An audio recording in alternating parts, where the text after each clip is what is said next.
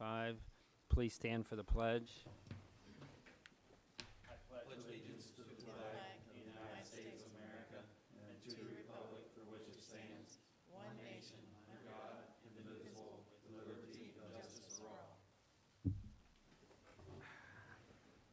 Roll call. Mr. Lohman, Here. Mr. Hyab, Here. Mr. Heiss, Here. Approval of the minutes for the regular meeting held March 10th, 2025. I make that motion. Second. Roll call. Lohman, Yes. Hyab, Yes. Heiss, Here. Approval to pay the bills as have been presented over the past month. Mr. Lohman, actually, with those minutes, I've got a final there since there's no adjustments needed. If you guys want to sign that. Sorry about that. It's okay. I did give you the wrong date, I think, on the West Chad meeting, but I don't know if that needs to be, I mean, I think that's what I said it was, but it was wrong, but I don't know Okay. if you need to change it or not.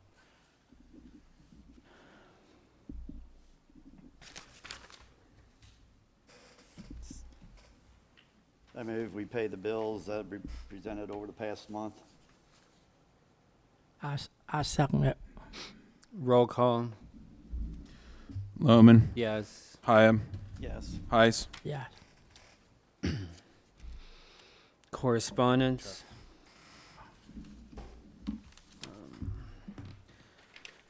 The Hamilton County Board of Health District Advisory Council meeting was March 11th at noon, which I attended. Just a couple quick highlights. Over the 2024, there was about 9,700 birth records issued and 26,000 death certificates issued. So that's not a good ratio there. A little over 8,000 food service inspections, 4,400 plumbing permits, 15,700 sewage treatment system inspections conducted. Their mission statement is Hamilton County Public Health educates, serves, and protects our community for a healthier future. Their vision is healthy choices, healthy lives, healthy communities. And their service area is Hamilton County serves nearly all communities within Hamilton County, with the exceptions of Cincinnati, Norwood, and Springdale. And then the West Chad meeting was Thursday, that would have been April 3rd at 5:30 in Miami Town. Nadine Swift, who has been with West Chad over 30 years, is retiring on May 1st. So Captain James Corbin is an intern chief until our July meeting, when he will probably be installed then as the new chief. Other than that, there's no issues, and they're financially stable. Hamilton County has assistance for victims of flooding. You can call 211 for cleanup help, or call the Red Cross if you need, if you've been displaced and need a place to stay. There's also cleanup kits at Whitewater Township's Fire Department in Hooven that you can get for free. I signed the electric aggregate at the rate of 0.89 cents per kilowatt. There's an annual meeting of, or there was an annual, no, there is an annual meeting of county and township officials at Delhi Township Event Center Thursday. Can't read my own writing. April 24th. The 24th. But you had to RSVP by April 3rd, and that's the day they sent out the invite. So they must not want many people to go. That was at Delhi where? Delhi Township Event Center. County engineers meeting. Yeah. Fernald has weekly programs. there's a brush drop off. The closest is at Rumpke. Sponsors is at Rumpke. Saturdays and Sundays from 8 to noon. And that's all I got. Dennis, Hang on a second. sorry.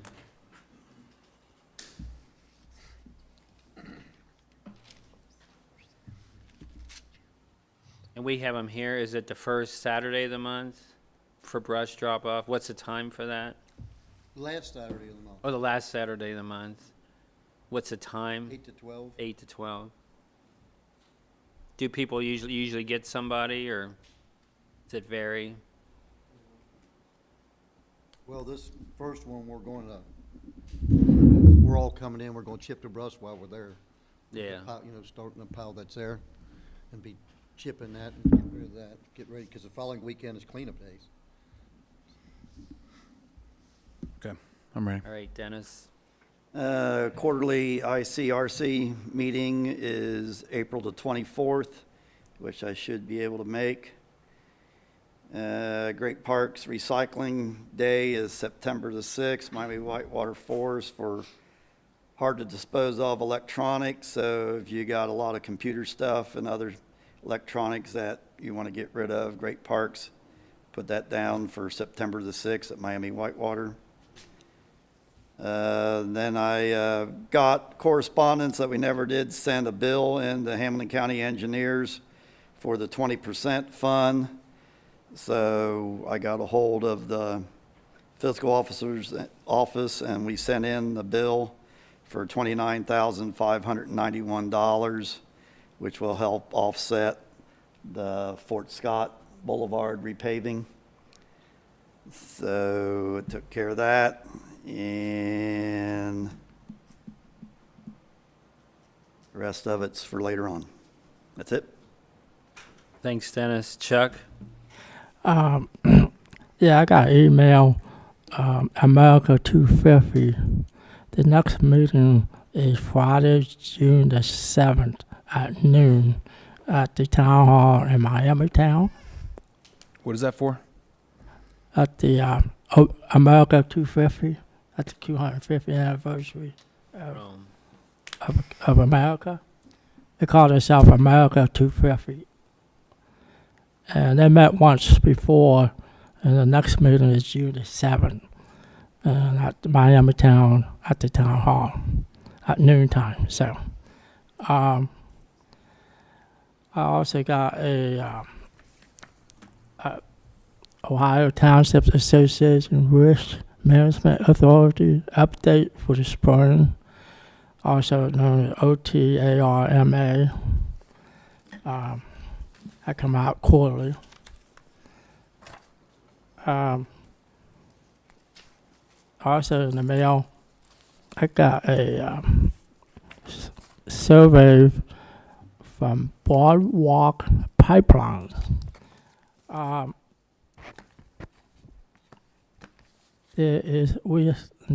Crosby Township, we do have a pipeline from Texas gas line over there by the park off of It cuts up through my property and is that goes northeast and hits right there at the top of the hill on 128 before you get to Trailer Park. And then it goes from there straight over across East Miami, or the Great Miami River in the Coleraine Township. So it basically starts in Crosby Township down at Phil Teeters' property where they put that pumping station in. And it just cuts up along the hill across from Crosby Elementary, the horse farm, cuts up through there along the hill and in the park, and then goes through my property. So there's two 20-inch lines, and that's what they handle is natural gas. yeah, I got two surveys in the mail. Maybe you like to do one. They ask all kind of I get questions. You all got one those too? surveys twice. I got So- two too. You too? Jim Newhouse, you want to do a survey? I got them. Ah. I got them at my house and I got one in there. at my office. Oh, okay. I got two out the township. I can get in at my house, so. They missed me, I guess.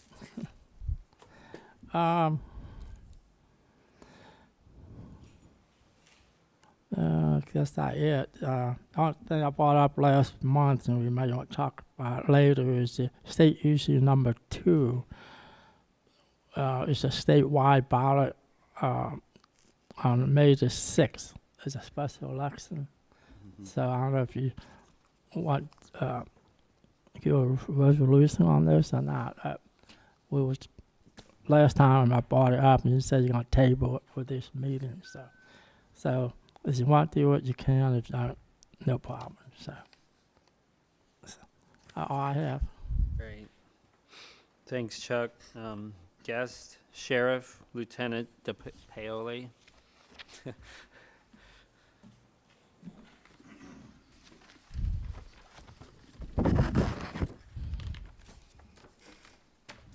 Well, good evening, everybody. Lieutenant Jeremy DePoli with the Sheriff's Office with the March 2025 monthly report for Crosby Township. As usual, pretty light activity around here, criminal activity. It's the way we like it, right? One of the guys was involved with a traffic pursuit on the 1st of March the guy ran from him on a bike, motorcycle, 89 and a 35 on Willie Roads, getting a little bit. I'll just tell anybody who wants to run out there, we got a lot of investigative tools out there these days where we're finding more and more people. Cameras are everywhere, Chinese democracy, so just be aware if you're running. We're going to eventually find you. Warrants were put out on the bike rider on that one. Burglary on 7520 New Haven on the 6th of March. Persons unknown entered the residence through, sounds like afternoon hours, by prying open a cellar window and removed miscellaneous items. It's kind of vague right there on what that means, miscellaneous items, but I think even my understanding was the victim was not certain what had been taken. He just knew somebody had been in there. So, telecommunications fraud on Fernald on the 7th of March. Keep hearing about these scams that are going on out there. If it sounds too good to be true, probably is. Double check, trust your gut before you start sending anybody money that you don't know. If they're asking for Apple gift cards for a warrant, anything of that nature, I can tell you right now the Sheriff's Office is not going to ask you to bring gift cards because you got a warrant. It doesn't work that way. 2 incidents on the 12th, possession of drug abuse instruments, so read into that. That's needles for injecting heroin and some other stuff. A woman was arrested at 10,001 Hamilton Cleves on that one. Also that same day, there was a domestic family trouble where a 49-year-old man threatened to assault and kill his sister after a verbal dispute. He also went to jail. So be nice. Be nice or go to jail, I guess, is the answer there, right? Theft at 6530 River Road on the 25th of March. That was actually an incident from a porch pirate that happened back in January. But he just got around to reporting that here in March for insurance purposes, or, I'm sorry, to get a reimbursement through the company there. So non-criminal reports, just 2. That covers medical and fire and other non-criminal incidents. 3 cases were assigned to our detectives in Crosby Township for the month of March. None of those have been closed as of the writing of this report. 2 auto crashes, no OVI arrests for the month of March. Dispatch report, 100 calls for service and 60 non-billable details, which covers things like traffic stops and traffic pursuits, things of that nature. Last item I've got on here is the DVERT, Domestic Violence Enhanced Response Team. It's run with Women Helping Women. There were no incidents where they responded during the month of March. Anybody who wants more information on that, knows any woman who is in need of services, www.womenhelpingwomen.org is the place to go. So that is all I have. Any questions, comments, thoughts? I'm gonna wait until Mr. Losekamp gave his presentation. Oh, is he? I don't know. We'll find out. Anybody I'm good. else? Good? Everybody's good? Away? All right, well, Thank you. I appreciate you. Everybody have a good night. Anybody else? I want to be right there.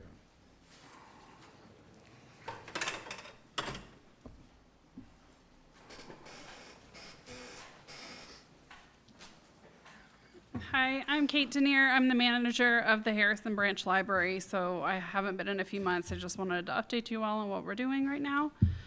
April, we are having a Lego month at the branch, so we have different activities and challenges for kids, teens, and adults that can be completed.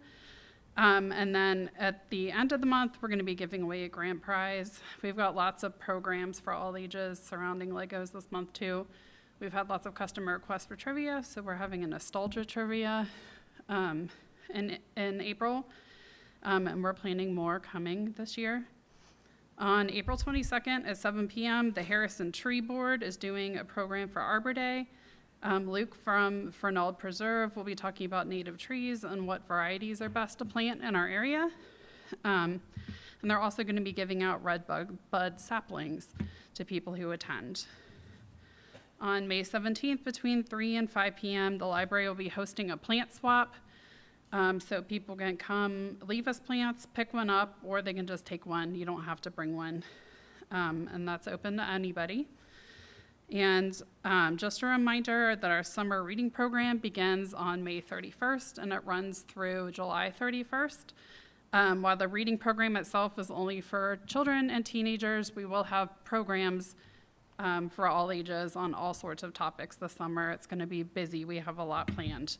And if there's anything that we can do to support Crosby Township, just let me know.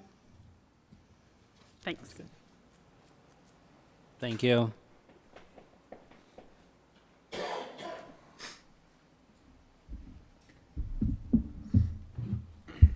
Tom Losekamp, Harrison Township. I know you want to get home, so I'm not going to take up too much of your time. I'm just curious, what's your contract with the sheriff? How much do you get out of that? You know what you're getting? Huh? Do you know what you're getting? I don't I know mean, if I the brought old it with me contract- tonight. If Harrison and Whitewater went along with Crosby, you got a quarter of a car. And that was supposed to carry over for 3 years or 4 years before you get the half a car. So I don't know now, do you have any idea that Whitewater and Harrison aren't participating? Do you get a full car? We haven't heard, as far as I know, we haven't heard anything from anybody downtown since we found out that you backed out. We never Then got I in. thought Whitewater backed out, but then according to the press release when you were on TV, Whitewater agreed. They're not in. Okay, well then, no, we haven't gotten anything. That's what I was going to ask, and I didn't think he would know anything. So I was going to call Ludo down there at the Hamilton County and see what was cooking. Okay. I'm just Because- curious. My understanding of the proposed contract was that it was being a kind of a group effort proposal from the county, that it wasn't necessarily, like this township gets a car, this township Right. pays for half a car, that it was essentially an amount of service provided by the sheriff spread across the 3 townships. That was my understanding, but you've been to meetings more recently than I have. That's pretty so- much it. It was put out as all 3 townships would be sharing all 3 shifts, so. Yeah, and I mean, correct me if I'm wrong, but I thought it was the equivalent of a car per a patrolman, a car per township. I thought it was. So the quarter car, half car, that's news to me, but I haven't analyzed the Well, contract. that's just what I got the information here. That's why I said a quarter car. And that was if all 3 were participating. So now if 2 aren't, are they going to furnish you with 1 car, or you still get a partial service? Wait, I haven't heard anything. Okay. They haven't talked to us about an individual Township. just us an agreement, because I think for them for it to make sense for them, they wanted it to be all 3. And I don't know if that's really financial or like safety wise. I mean, you don't want one patrolman just hanging out here on his own No, well, that's in what, this corner yeah. of the county. So I don't think that they really had contemplated doing individual agreements out here, at least as of now. We never have actually Is that correct? signed it. I don't want to speak I out of would- turn. I would agree with you on the biggest part of that. Yeah. So it's, So you're still in the dark, you don't have yep, any idea. we're still in the dark. Did All we right. actually sign it? I don't think we. We haven't signed an agreement or anything. We agreed to go with the program because it was for 2 years, and the dollars that they had there, we thought that the township could afford that and play it along. And then when we get to the next contract cycle, weigh our odds when we get to that point. But, since everything has gone in different directions now, we haven't heard anything. So, I mean, the sheriff's report just like ours. There's not much that goes on out here. Very few accidents. He had 106 calls or something. We usually get around 130, something like that, so. yeah. But now that we haven't signed a contract, we won't get those reports anymore, so they've suspended our liaison officer, so I Yeah. guess if we want to report, we just have to ask the county for it.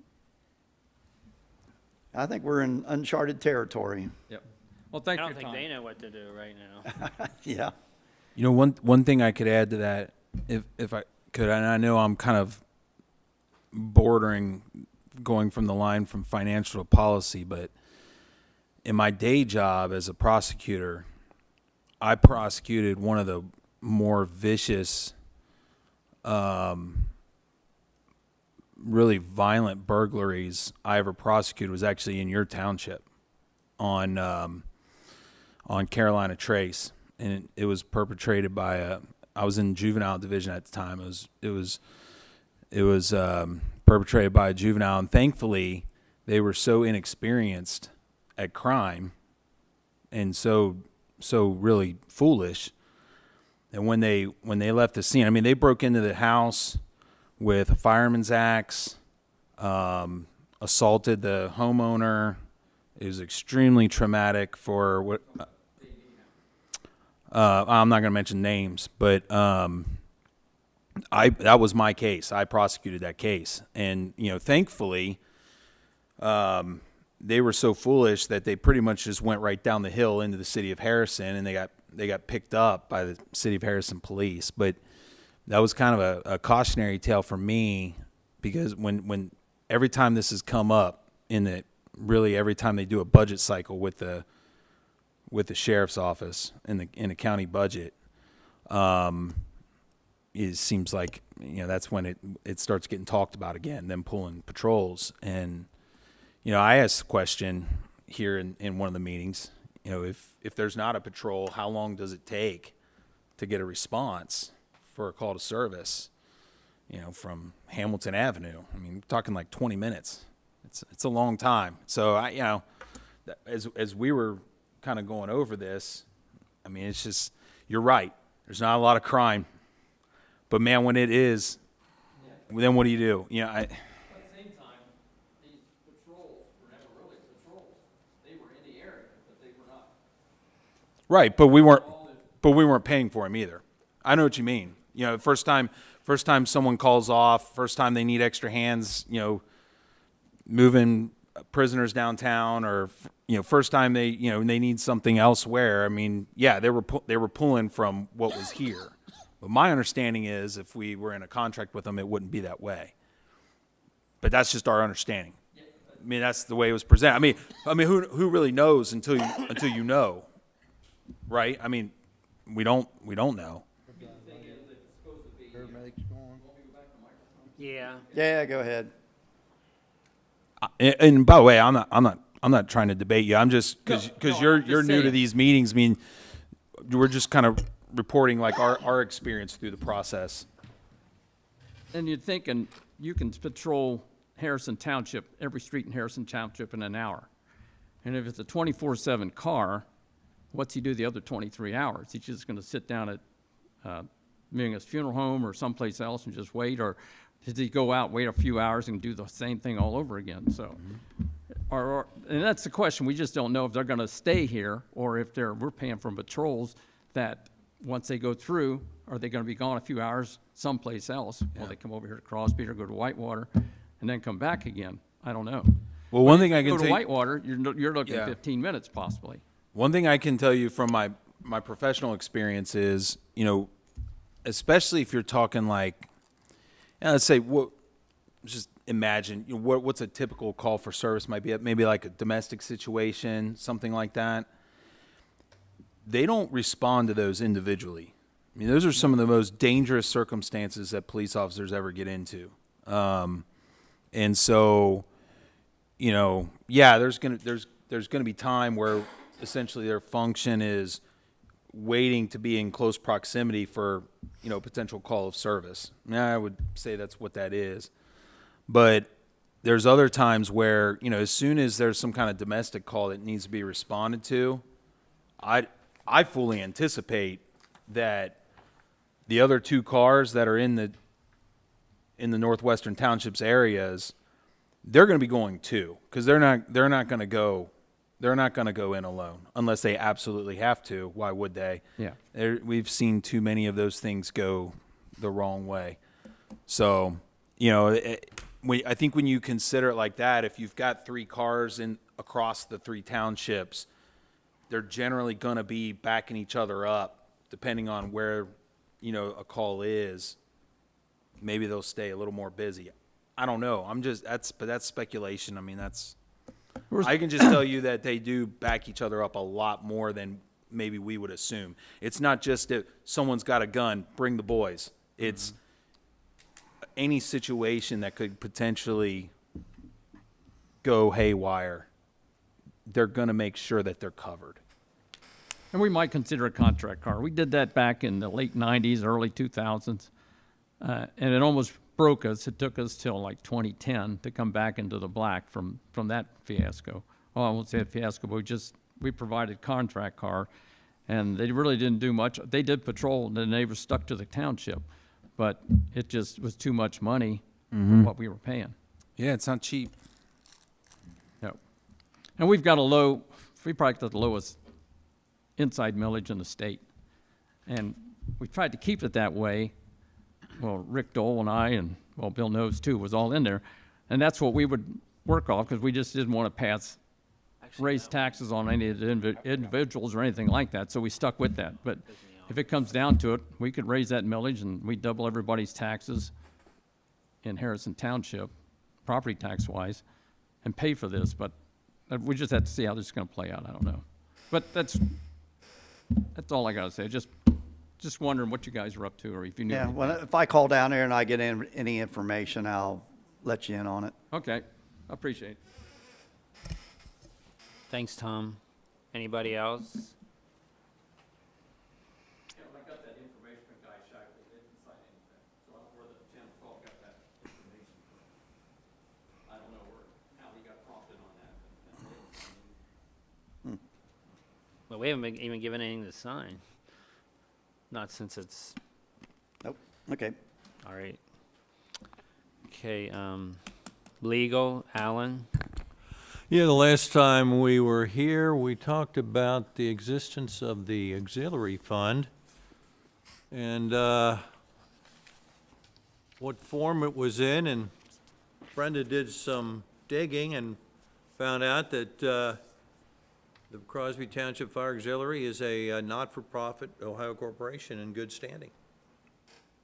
The only question is, and I don't think we've ever represented that the deductions are tax deductible, but I didn't see anything that suggested that, this entity has its own tax exemption for,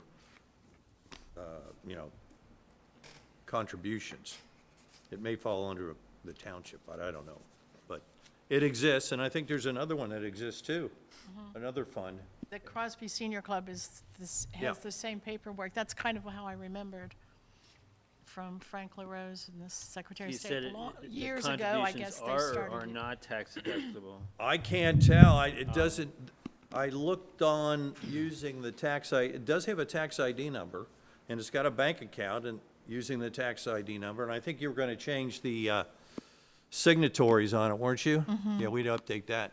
But I didn't find any evidence that the auxiliary fund has its own IRS letter confirming that it's tax exempt for charitable deduction purposes.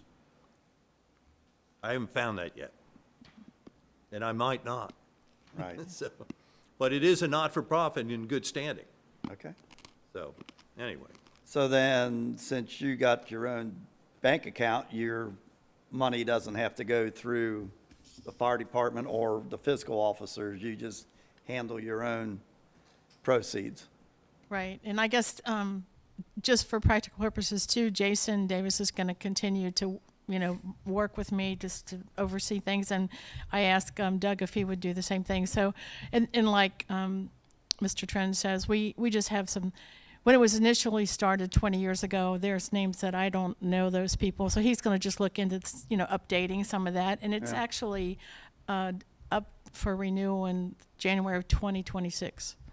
Okay, It's been a 20-year program. all right. It's Well, I'm just, glad we got that straightened out, or you got that straightened out. well, They Alan have was expired very if you helpful. wouldn't have, it's gonna be coming due. I appreciate So I his guess help. in light of that information, what I would say, one thing that immediately comes to mind is when you have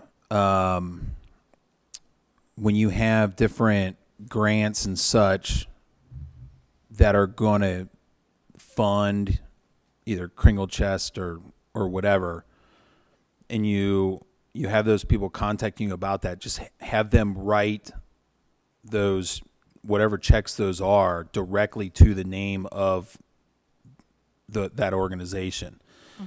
That's what we do. And just leave the words Crosby Township out of it. And that would be the best practice on that. I'll just follow what Well, the Alan entity is the Scott, Crosby because- Township Fire Auxiliary. Well, Inc. yeah, okay. So, The name in it. but just make sure it says Fire Auxiliary, They do. and then whoever the signatories are on that, they would have the authority to deal with those monies. That's all in the initial letter that goes out to donors, and they've been very good about doing it. Everything's pretty kosher on that end. Excuse me. Yeah, the other thing I'm gonna get with Jim on, putting out the, notice of public bids for the work on the roads. So we're gonna talk about that later. That's all I have. All right, anything else for Alan? Thanks, Alan. Maintenance, Jim? Well, we got the sign built for, I don't know if you've noticed the sign that blew down out here in the park. We got it all built, we just gotta put it up. We had the hallway all painted, and now Rick sanded it all, we got painted again. And in all the rain, we had a leak on the roof of this building back there in the men's bathroom, so we went back there and looked around and did whatever we could around we thought maybe it was around that rooftop unit up there, but then we looked around, and the condensation line was plugged up, and I don't know about backflow, but it shouldn't have condensation without the air conditioner running, I wouldn't think. If it's But if it's a heat pump like mine is, not a heat pump, but it's an LP gas, high efficiency, it's gonna have drainage, because that my house does. so it was plugged up, so we took it off and cleaned it out and. put it Right, back so on. it's gonna have condensation either in the heat mode or in the air conditioning mode. You're gonna have condensation either way. Isn't that a new unit? Yeah, pretty new. This was the last one. That one was that one. Oh. I mean, what was it plugged up with? Just Just, Dirt. just, like gunk like? like, spider webs and No. stuff like that got in there and whatever. Because I had a furnace at work that got plugged up and the furnace wouldn't work because that drain thing was plugged. It took the guy forever to figure it out, and finally somehow he checked that, and it was, as soon as he unplugged it, it worked. You think you ought to put that on your maintenance schedule to go up there about every other month and make sure those are clean? We can. Probably be a good practice. They're scheduled to come, I think, May the 22nd to for service maintenance. all the units. Right, but I mean, So- besides them being there, you probably ought to have somebody go up there and periodically clean those out. Okay. Do you think that's where the leak was coming from then, or? I don't know, I know, that's where the ceiling tile was bad, it was about right where that sits at, but we looked on, as far as on the roof, it didn't look like nothing, there's no reason. Yeah, I where- think when Mike was here, there was a leak and he said that that was the same problem. So it could be just the drainage. We just had to find it. Then we had a leak on the maintenance building around, I think, when they put that new unit in there, they were putting the pipe together and, because it was just running down that pipe, so we went up there today and put more patch on around that, up there on the roof today, on that building. We cut out, last week, we cut out some of the mortar and stuff on this building, on the block part, and we tuck pointed that all back, and then I'm gonna pressure wash the building, and then put some Thompson sealant on all these block, because I noticed when we had all that rain, that a lot of them front blocks stayed wet for a long time. They must be getting, drawing in moisture to them, so we need to seal this building, I think. And we've been working on the flower beds, getting them sprayed and putting down preen. Been Were we gonna mowing. put flowers in or were we gonna put shrubs? That's We can down do- here. He's on his list. Oh, okay. Jumped the gun. Then when we had all that rain, it was unbelievable. We took, me and Bruce Rosenberg took the trucks, drove them from here, Kilby Road 50, 128 and back, and we hit all the puddles and stuff in the big rain, flood and all that. Then we parked them trucks back in the shop, and you wouldn't believe how much salt dripped off of them from underneath them trucks after driving all the way through all that. So I still think it need to do again. All that salt's up underneath them trucks, but we had to clean the floors again at the senior center because so much salt was on the floor. So we did that. We had the window drains all cleaned in these windows, and Jeremiah did that, Crosby, Stills, and Sash. And that brings me to, did yous all get the estimate from from Crosby, Stills, and Sash? Yeah, I got it, but we didn't, we couldn't okay it, we couldn't vote on it, but. Yeah, because you need to know that on removing the caulking and we're caulking all the windows again.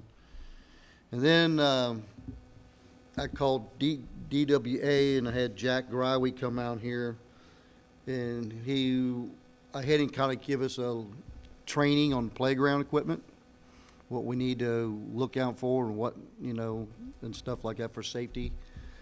And he met me here, and we went over into Baltimore to two parks over there, and we need to replace like all the hangers that go around the pipes. They're all the ones over to New Baltimore, or I don't know how old they are. Talking about swing sets? Swing sets. They need to be brought up to code. Replace the what? The Hangers. Like the hangers the that go around the hangers. pipes that the Yeah. swings hang on, and some of the little, and some of them needs chains. And on the big swing set from over years of mowing over there, it's been hit by a lawnmower blade so many times, some of them legs are almost cut in half. So, and the one's bent, we got somebody run into it sometime along the line, and he said we should take that swing set down. That's one in New Baltimore? Or? Yeah, in the big park. It's the big swing set in the big park. We're on River Road. Yes. He said we should take that down. Or try to get new pipes and put in there. But I told him to give me a price and all the stuff that we need, and to set, and also maybe another new swing set over there, just a swing set. Yeah. Nothing else over there. And so he's gonna get back with me on that. So, but we have to get them swing sets up to the code. And we gotta we should get rid of the mulch we got in there and get, I know there's playground mulch that you're supposed to use, but I asked him on that, and Doug might know more. He says they go to Dayton and get it. Now, Alvis used to have it, but they closed down. Do you know, I don't know if Agro would have that? Is that where you get your mulch from, Agro? Yeah, I don't, so you can't even just use mulch, like a natural mulch? It's gotta say playground. In case somebody I gets. can make you a label. Case somebody gets hurt. Rubber. They don't use rubber. I don't think they use rubber no more. It's regular mulch. Yeah, it's just more, it's Finer. it's just clean chips like. Yeah. I can call him up and find out. Yeah, or yeah, I'll ask him, if he doesn't, he might know who does. Yeah. But yeah, 'Cause Dayton is a little far to have to go get it. well, we won't go get it. We'll have to have a semi-load or something brought here. I mean, And you can't just use wood chips that you chip up stuff? in That's case what you somebody used to runs do. one of them in their leg, or, you know, one of them, that's a bit, that ain't been allowed for a long time, I know that. Yeah. That's what, Take a locust thorn.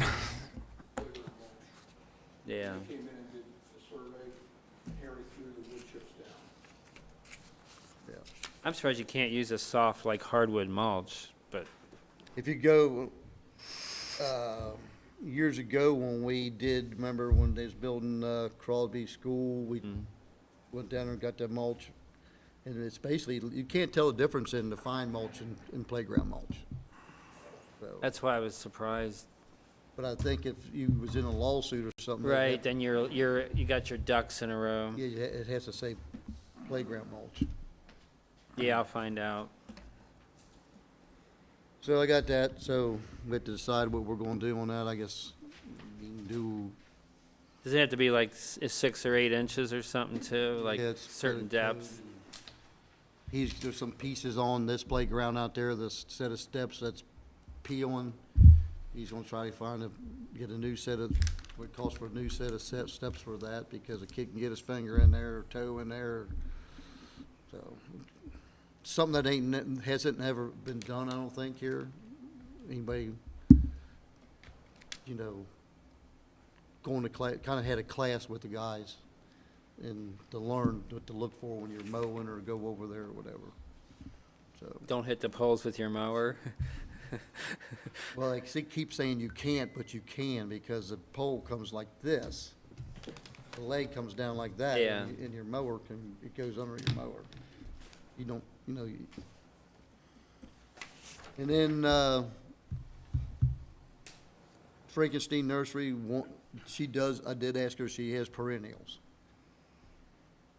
And I said something to her, and she says, one of you's gotta call her and tell her, somebody from here's gotta call her and tell her what you want and how much you wanna spend. Well, I'll see, I'll maybe get a list of what she has. Because I may end up donating some or something. Yeah. See what she's got and what Okay. you think is appropriate, then that way perennials will come up every year and we Right. don't have to keep spending money every year for annuals and get them replaced halfway through. Or else we just put shrubbery in, something that blooms. Yeah, I'll figure it out. All right, On, You basically just have the 2 signs, and then The top of the hills, adoptive. the 2 signs that Top you of the hill. change. Oh, that little Crosby sign up Yeah. by me. the firehouse and the one in New Baltimore. I don't know if she does this one here or not. that's got shrubs on it, so Which one? it's pretty much, Here. right, it's got shrubs she used to around do it, they're blooming right now. She used, Oh, yeah. she used to do the pots, but you said you were gonna do that. Yeah, I'll do the pods. So, I don't know, that's all I know.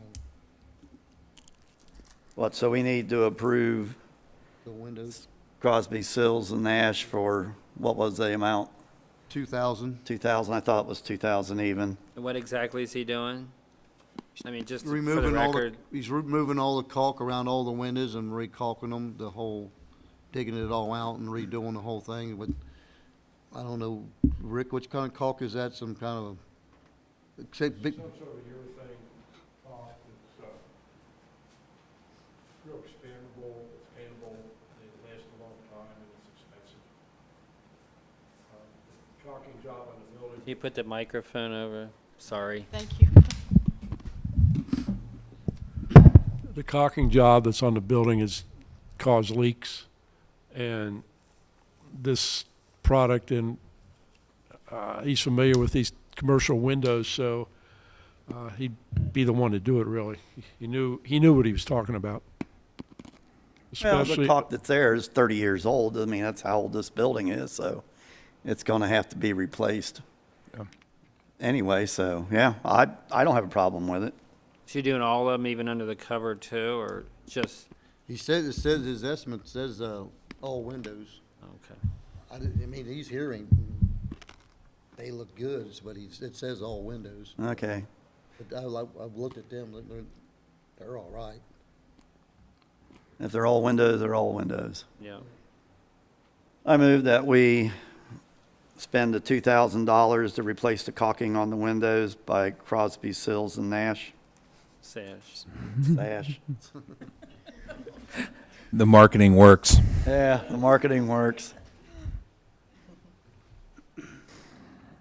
Is there a second? I'll second it. Roll call.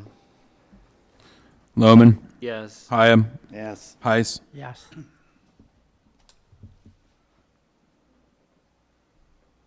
Anything else? Now, what do you want me to do about the playground equipment? Do I just, You said you're gonna get an estimate, so we'll have Yeah, to just wait then, I guess. just wait till next- Yeah. Yeah. do you, And I'll check on find out about the mulch. should we take the one down in the meantime, or do you want somebody, can somebody meet me over there tomorrow morning? I can show you what I'm talking about, or? I have a dental appointment first thing in the morning. That'd be more fun going over there, wouldn't it? Probably. I can probably meet you there. You don't go to work, you open at 9, right? We'll meet like at 8 o'clock or something over there? Yeah, I'll meet you over there. Which one? Is it the one in The big one, River Road. all the way past the river, past the, Blue past Rock. Blue Rock, yeah. yeah. And Can I make a recommendation if it turns out that the maintenance department is in the process of removing, taking down anything like that, that there at least be like a sign put up that said that this area is closed, something like that? Well, it'll be Good. taken, I mean, it'll be just taken down, it'll be gone. Well, I don't know how quick of a process that is. I don't know how big, if these things are anchored in big I don't know. I probably mean, just cut the pipes off at the base of the ground, imagine. I mean, once you get there to do it, you're gonna take it all. I mean, it's not gonna be a multi-day No, event. just cut the legs Okay. off and. yeah. Just if anything I see what is you mean. You don't wanna have it hazardous, partially- you want to at least have a sign up saying, Just keep don't off. be here. Usually, there isn't anybody there during the daytime. Sure. Do they get used much? I guess. I mean, they pick up garbage there every day. Is that from kids or not from? garbage picked up on the ground. I mean, garbage Oh, the out cans. of cans. Yeah, every day. People don't get garbage pickup probably. But you can see where the ground's worn, from them. I mean, I hope that's good that they're being used. If no one's using them, then we'd have to consider putting them back up again. Yeah, I think we get phone calls if we eliminate the whole thing. So. Okay. All right. Thanks, That's it. Jim. All right, Fire Chief Davis. March run totals, we had 32 EMS details, 19 fire details, for a total of 51 during March. The warranty work has been completed on the new fire engine, and it was returned to us last week. The career testing process went well for the 2 vacant firefighter paramedic positions. I'm asking for approval to hire the following personnel: Nick Ham and Ethan Rowe Rel. to fulfill those two positions. The two have moved on to the physical test and the stress test portion. Once all paperwork has been completed, it will be turned over to the fiscal officer well in advance before their start date. I would like for their start dates to be in the beginning of the pay period that starts on May 11th through May 24th. And I don't see an issue with that happening on the paperwork and the response from the doctor. Their hourly rate for both personnel will be $28.53. And we'll have a swearing-in ceremony and a badge pinning ceremony at a later date. Did you get many applicants, or? We had about, we had 6 or 7, yeah. These two are local. Ethan's from this area, Nick's from Green Township. They're fairly young and have all certifications. Experience. I make a motion that we hire Dick Ham and Ethan Rowe, starting May 11th at $28.53 per hour. Second. Roll call. Loman, Yes. Hyam, Yes. Heis. Yes. Hang on a minute, I gotta write that down. Mr. Wallace, I've gotten with Jamie on paperwork that's needed, so that'll be turned into her or you. Okay, thank you. The- Those are full-time? Correct. Yeah. And the last thing I have that's not on your list, but I'll talk about is we purchased some new lockers for the station. That was part of the station improvements. Those lockers have been placed in service, and we have the old lockers in our bays. There's a total of 9 lockers, 2 sets. One has 6, one has 3. The 3 lockers were donated to us from another department. So I guess my question is, what should we do with these lockers? Do we need to put them onto the Hamilton County's auction site? Or can we load them up and take them down to Garden Street and turn the funds into the township? I say auction first. Okay. Some of them, List them on the auction first, and if there's no takers, then we scrap them. okay. And the reason I don't have the regulations on that memorized about what goes to the auction, what doesn't. I just know that just on my own time cruising around that auction site, I mean, there's stuff's far smaller, far less significant that end up on that site. It's just kind of that's the conservative, safe play as a matter of course. I mean, if no one bids on them, It's a good process, at least. yeah. Can I go ahead and contact them and get that process started? Yeah. All right. That's all I have. Thank In you. fact, I get rid of all the lockers that you were going to replace, not just the ones that we were talking about, but That is all of them. is that all of them? Yeah, we kept Okay. 3 to use. Oh, okay. And then so at Tarma, they have another thing. I know you did it last year for the $2,000 you can get grant. Open back up again? Yeah, it's they've got it up again for I'll do this that. year. Okay. All right, thank you. While we're at the fire chief, to bring everybody up to date, we did finally get a building permit from Hamilton County to start on the renovation. So I was talking to Bob, and he got a hold of Brandon, and Brandon thought that by the middle of May, they should start to do something over there. So that is on its way. And one thing, I thought we could reuse the old overhead door at the firehouse that is there currently, that's on the south end of the bay. And because we have to put up a door that is suitable for flood protection with vents in it, that door probably isn't built heavy enough for it, so we're going to have to take and not be able to use that door. So once we get that taken down, we probably will put that on the auction site too, unless somebody gives us a good bid on it. Unless you want to keep that door there so you can section it off. There's really no need to section it off. Well, I'd that's- rather have it wide open. Right, that's what we thought. So we won't be able to use that door. That's got an electric opener on it too? It does.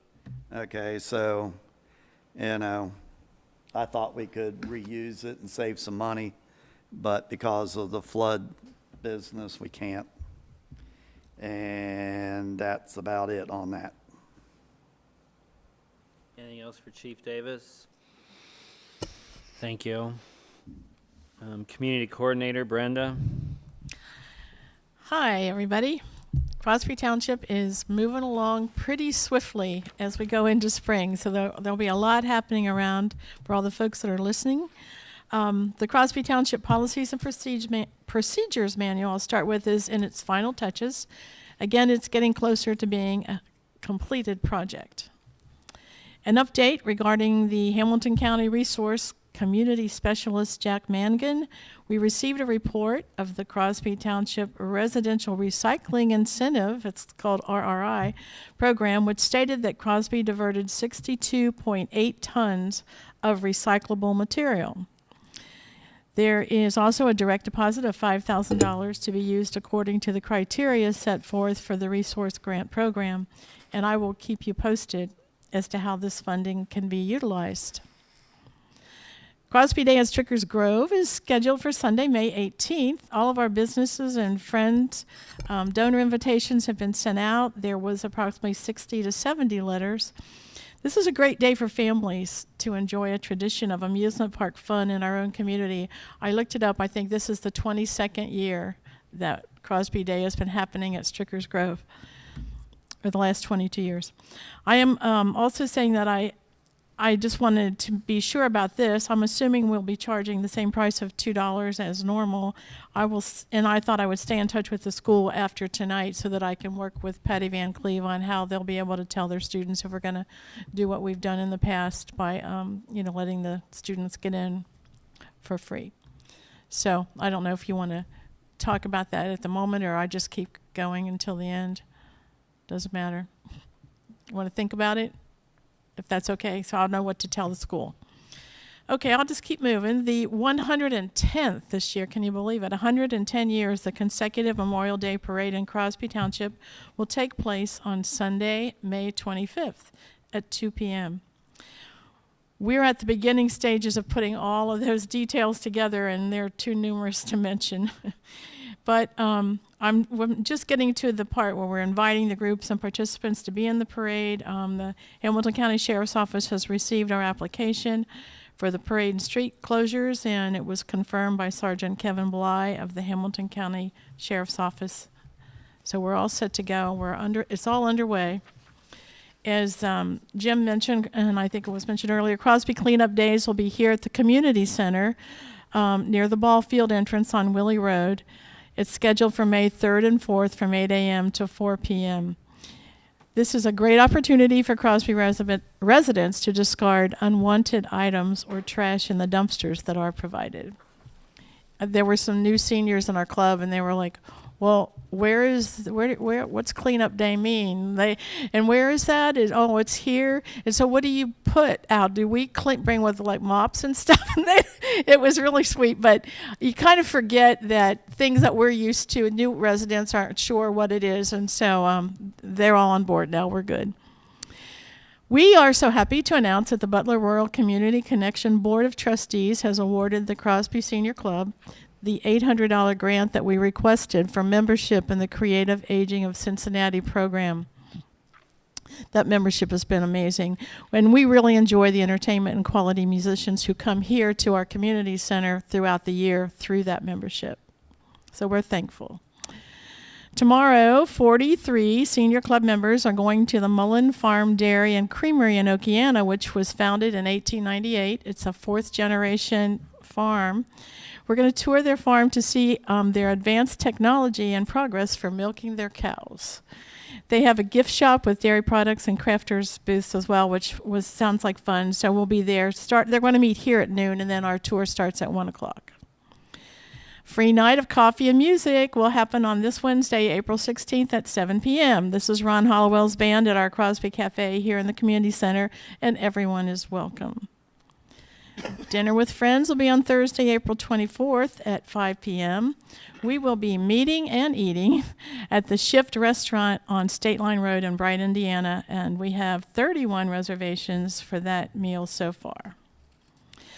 We have 36 people with reserved seats for the Cincinnati Reds game on Thursday, May 1st, where the Reds will be playing the Cardinals. Game starts at 12:40, and we are so appreciative for the opportunity to use the CAS vans to make this happen, thanks to Margaret Gallagher of the Cincinnati Council on Aging.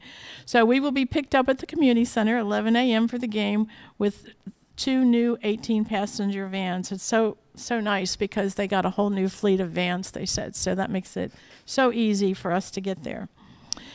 Plans are in the works to schedule a tour at the Whitewater Shaker community houses for this spring for the senior group. And Chuck, I'm going to mention a Historical Society upcoming thing on your part, or as you represent the society too. The Crosby Historical Society will be having a meeting on Thursday, April 17th, which is this week, at 7 p.m. here at the Community Center. Their guest speaker is Brad Carleft of Coins LLC. The topics are circulating currency of World War I and how the war affected our money. I think it's really neat that you had mentioned that Brad will be here to appraise any coins that anybody might have in their collection if they wonder what it's worth after the meeting. So that's pretty special. Also, just if anyone would like a copy of The History of Crosby Township by Stanley McClure, you can purchase one from member Tony Torres for $22. You can call the community center if you have any questions about how to receive your copy. Couple of dates to keep in mind to our residents, if it would be particularly helpful to you. One is the Cold War Patriots will be holding an open house and seminar on Wednesday, April 23rd from 8 to 5 here at the center. And the Sedona Reserve HOA meeting is going to be held here at the center on Monday, April 28th from 6 to 8:30 p.m. And I think that's everything that I could think of. No. Anything else for Brenda? I'd again like to thank Brenda for all the work that she's done in typing up the policies and procedure manual. She's been a big help to me, and she deserves a standing ovation. Oh, no, but you are certainly welcome. I'm glad it was helpful. But it was a big job, just kidding. It's a January to March job. Oh, that's fun, but yes. All right. Fiscal Officer Matt. Second.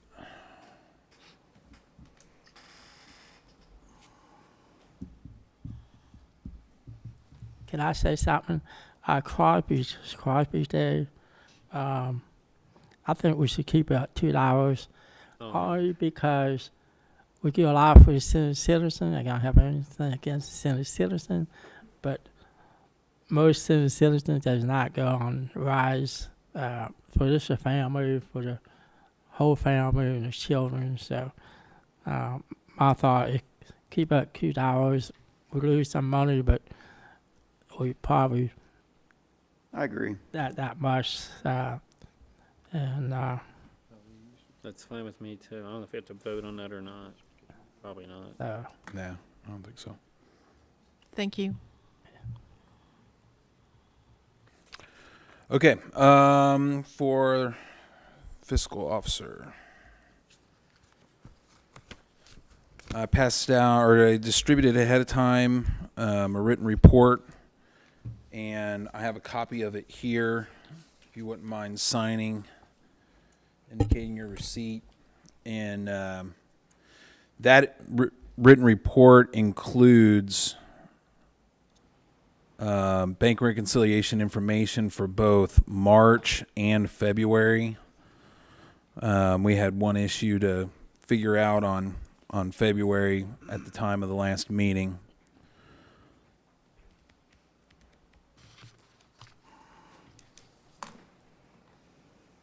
I just want to mark down that I mentioned that. The audit from the state is back ongoing. It had been put on pause due to their scheduling concerns. Thank you. We have a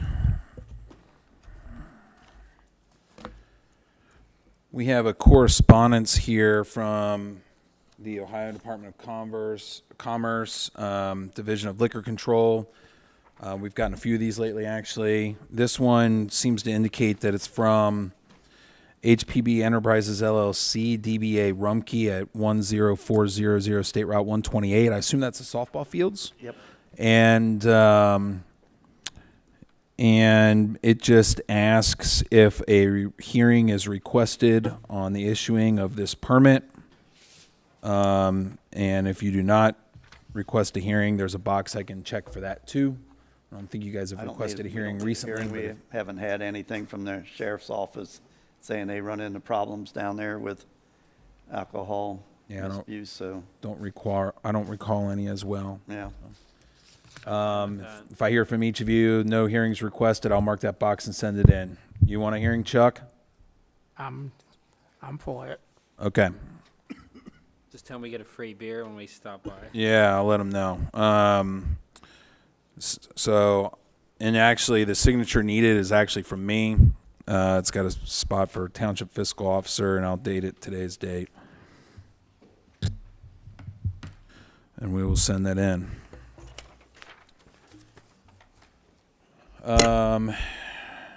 Next up. I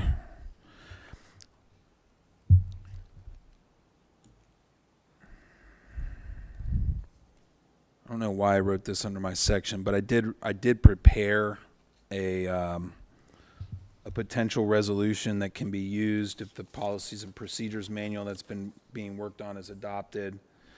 I have that. You want to go ahead and take care of that, Sure. because I was just going to bring it up in old business. We can address it now Sure. since you got it.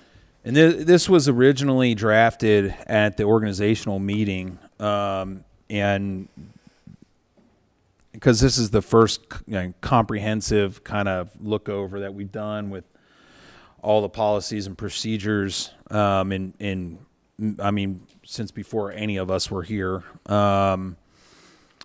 It took some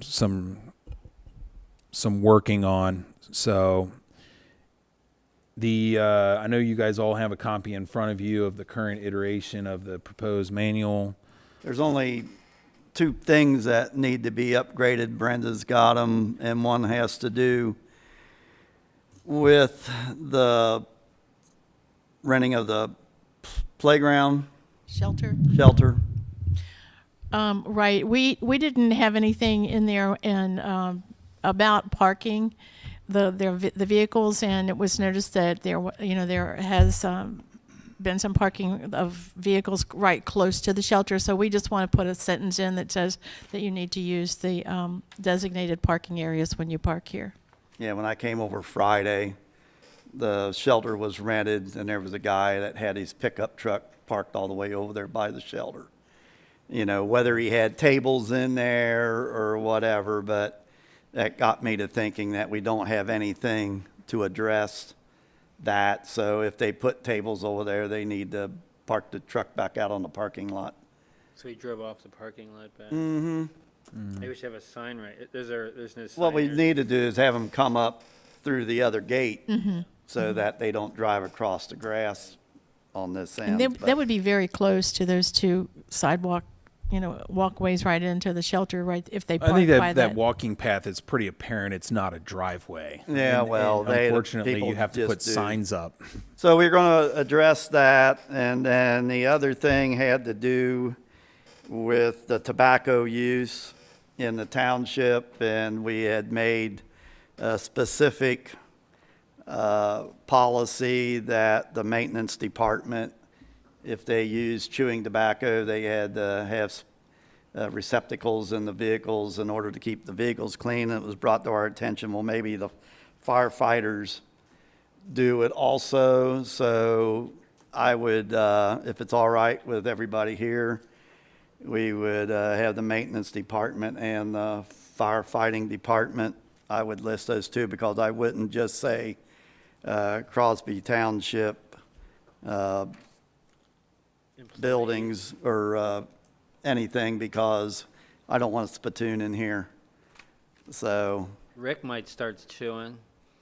yeah, so. What about a designated area outside? When you just say employees, like Gotcha. Crosby Township employees, instead of Um, specifying. there- And we do have one sentence that says use of chewing tobacco products are prohibited inside the community center building, so that sort of takes care of this one. So it's just solving the other two. I would just say employees. So, Sorry. would you agree with that? We put the fire department in with the maintenance on that, or you don't have that problem over there? Inside of a building? Inside your vehicles? Oh, inside the vehicles, that does not happen. All right, Does not happen. But we can put it in there. I know it doesn't happen. No, it doesn't happen. They don't have to dip in their mouths when they're in there. Not in the vehicles. Nope. so, Let's put it in there. I didn't know we did, no. Would you? Well, no, Chief, what he's saying is if he added you to that, it would be providing that if someone does utilize those products in the vehicle, that there would be a proper receptacle. If you already have your own policy that stuff doesn't come into the vehicle, you don't want to put this in there. yeah. Not in the vehicle at all for us. Okay. Okay, well then you don't want Okay. to mess with that, so it just stands as. Sorry to jump in. I just want to make sure we were clear on Okay, I'm clear now, yeah. all right, Brenda, so we don't need to mess with that one. Okay. I have a couple of things. Before you go any further, Chuck, I just want to say that we will take these shelter and center rental policies and put them on the website, and they'll also be in the the display case or box we have out there by the on the green space, so that everybody will have it. And then I actually go over these things personally with the people that rent, so that it'll be in 3 places that's been addressed. Now you can go ahead. Sorry, Chuck. I just wanted to add that. Okay, Chuck, what do you got? Yeah, on the section 3, we got a policy for the township shelter rental policy. If you look on there, you got no alcohol or glass drink containers are permitted on the grounds. But if you look under the park policy, you got no alcohol privileges are permitted, but you got anything about the glass. I think we should include glass containers on the park policy. You got the shelter rental policy, and right after that is the park policy. And I think we should include glass containers.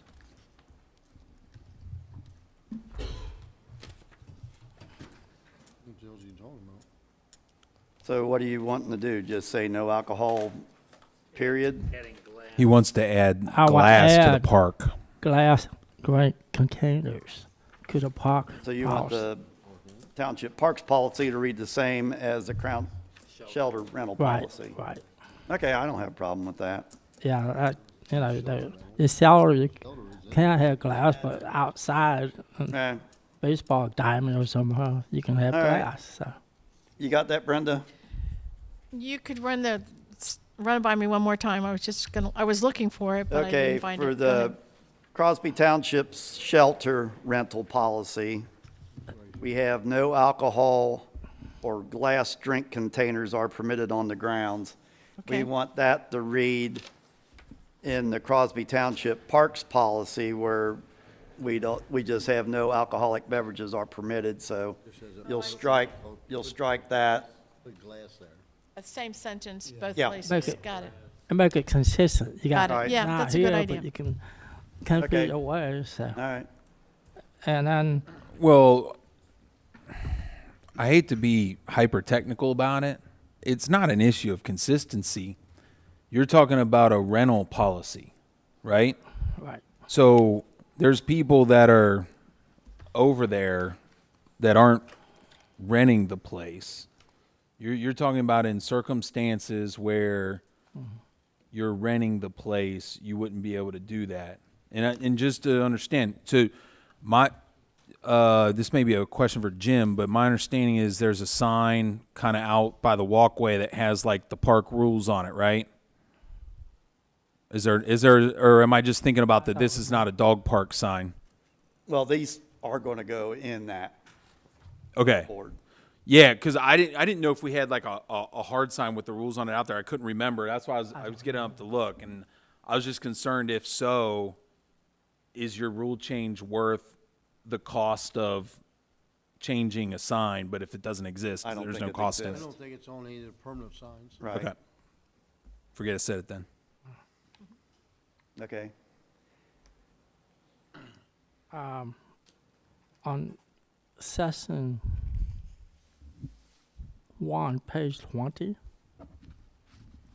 I got a question. We got a key statement. Any holidays that fall on a Saturday would be observed on the following Monday. Then you say any holidays that fall on a Saturday will be observed on the previous Friday. Which one is it? You can't have, I think you can have it both ways. It was probably, it was just kind of, I see what you mean. It's, Yeah, he's right. one of them needs to be scratched out. Normally Sunday would be on Monday. I think Saturday would be on Friday. Yes. So you just get rid of the middle sentence there. Okay. This was just taken out of the old text. You all with us, Brenda? I think, did you just say to get rid of the middle sentence? Yeah. On Okay. page 20. I yes. got it. Yeah. Thank you. And the only other thing I got a question on the last page on session 3.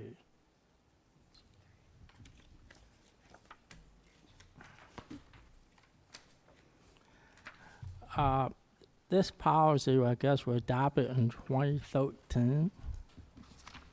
And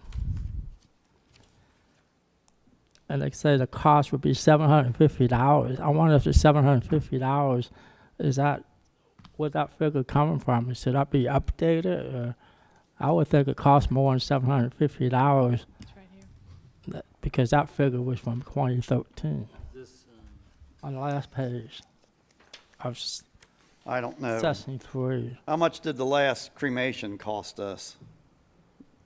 You remember? I don't know, I mean, what'd you pay Brader, Matt? So I mean, I think I just signed the check. I mean, I can go run and I think I just saw that check, so I can run and look. I don't know. You guys saw it too. I mean, Run and look. that's fine. Or is it in the financial statement? No, that's from last month. let me look out and see what that sign says. You guys really care about that sign or not? is there any, one thing, Mary and I were walking here the other evening and it was getting dark, and is there any sign like out here that says, we didn't see it, that the park closes at dark? Because there was a kid riding some like motorized bicycle, like he kept going around the block, like, what's that? I think they're on the poles. But I didn't see any sign that said closed at dark. Maybe I did. I saw about the Check it. dog. I see a lot about dogs on leashes and stuff. But I mean, it was totally dark, and he was kept flying through here and then like going all the way around the block and just cutting through the grass like on. It was like a bike, but it had a motor on it. Oh, And you think he's gonna? I know he's not, but I couldn't say anything. There's nothing stating that it's closing. Yeah. Because I probably would have said something was to he a him big like, guy, what? big kid? Well, he wasn't a kid. He was probably a teenager or something, but not big physically. Cause my neighbor's got one. Because he would come in off of the other entrance and then come all the way through here and go. He was making this big loop, and he just kept doing it. Where's the parkway? Do the other parks say that they close at dark, like in New Baltimore and that? We say the park shall be open during It daylight says hours. it there, but is there any, I'm saying, is there signs posting it? Because nobody's going to see I that think, on for that. some reason, I'm just meant a sign that Bigger says, sign, well, we can Oh, make it it, says closes we at can make it dusk. bigger. I don't know if I remember seeing it here or over there, that's on the poles, on the light poles. I'll look. Yeah, the parks too should say that, because I know at Harrison, I think they do. They just says closes at dusk or Well, whatever. the one over at River Road has it, It does. right. I think But it, this one out here, I don't know. I never saw it. Maybe there was, but when I looked around, I did not see thing it it. is, how you gonna patrol it? What? Says right here. You're not, but if you have no teeth to run somebody off, But I think it says it someplace. and maybe there's a liability if he rides his bike in there in dark and gets hurt or something. You could say, well, you weren't supposed to be there at 9:30.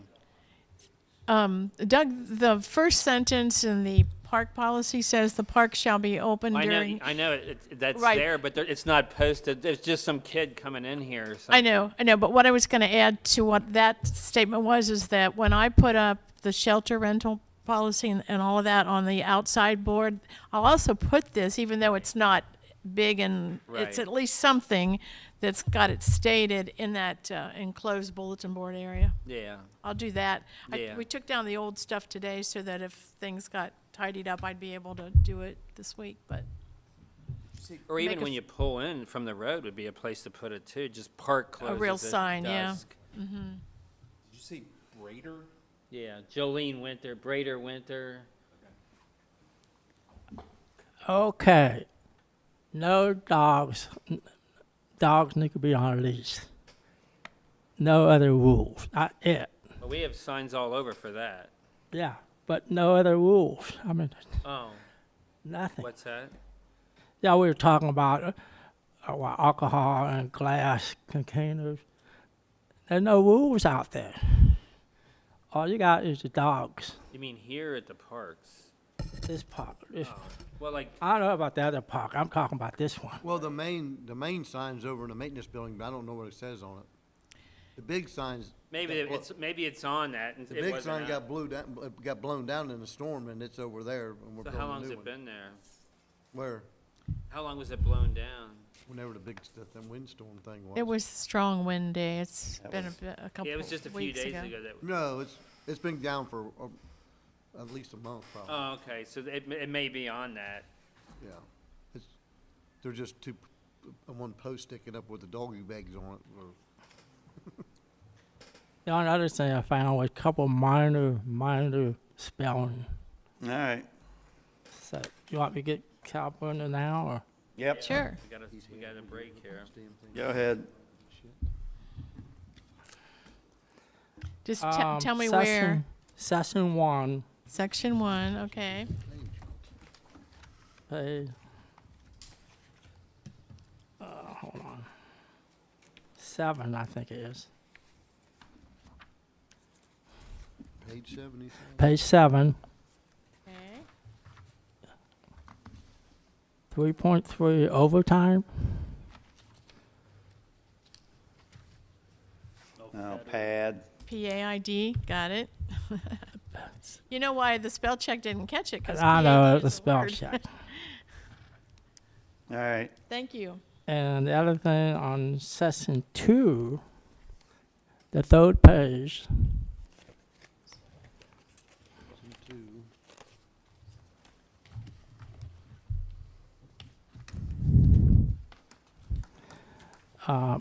under right above copying and mailing cost, Okay.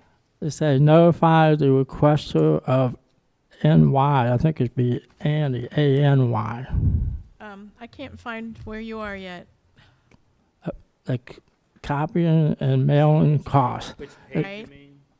Yeah, at the third page on session 2. 3. I don't see I don't see a mistake. I see where you are. Can you help me? Is it in the second paragraph or the first one? It's above the copying and mailing cost. 2. Oh, it's above Says- it? Yeah, I thought you 2 were says saying it was in notify the it. requester of NY. I think it should be ANY. Andy? Oh, I see it. You see it? Office shall notify the requester. A-N-Y should be I think it should be Yeah. any. I agree. I don't know why spelling check didn't check that, but I have no idea why that didn't catch it, but yeah, I got it. I'm done. Thank you. The last two from Brader Winter Funeral Home was from the previous year. That's why I didn't see it at first. And one of them, there's two of them. There was one in, I think, February, one in March. One was $753. One was $1,003. Two checks written out. The one may have had a stone with it. That's why it was more, I think. A simple.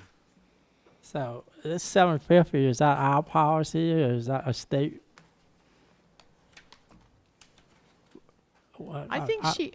I don't know think where the just in 750 talking with came her, from. Chuck, she does stay in touch with what's going on in what the state regulations are.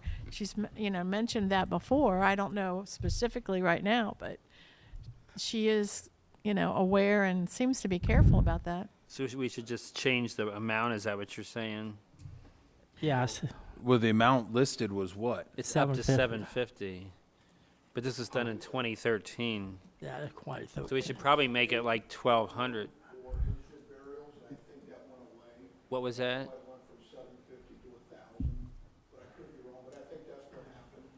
What was it again? I didn't get the beginning, what you said. Oh. They reinstated that on this.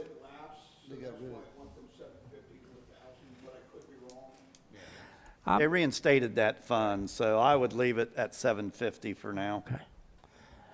I know Brenda knows somebody in a funeral home. I don't. So I don't know if you can check with somebody and see. Well, I mean, Right. if you're paying this company to do this service, and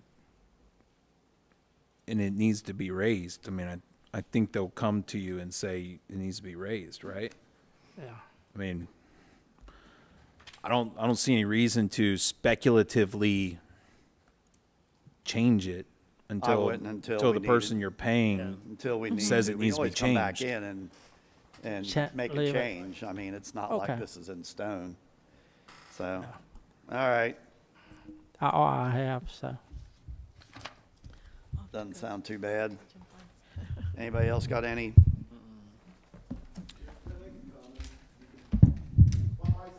Good to the.